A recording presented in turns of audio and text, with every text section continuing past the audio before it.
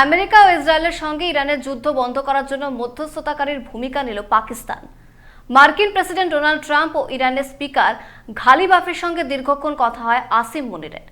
মার্কিন president Donald Trump এরপর বলেন, দুদেশের মধ্যে ইতিবাচক আলোচনাই হয়েছে, কয়েকদিনের মধ্যে যুদ্ধ বন্ধ হবে আশা করা যায়।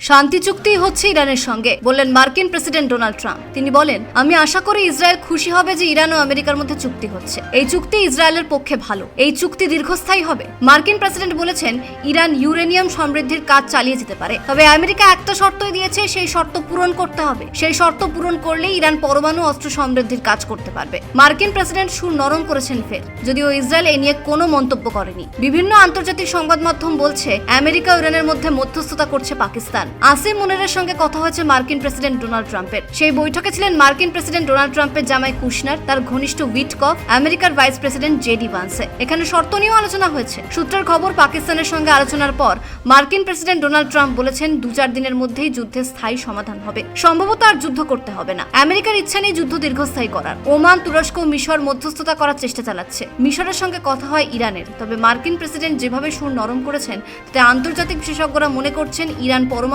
অস্ত্র তৈরি করতে পারবে। আর তা যদি হয়, তাহলে মধ্যপ্রাচ্যের দেশগুলোর মধ্যে ইরান সবচেয়ে শক্তিশালী হবে। ব্যুরো রিপোর্ট, পূবের কলম ডিজিটাল।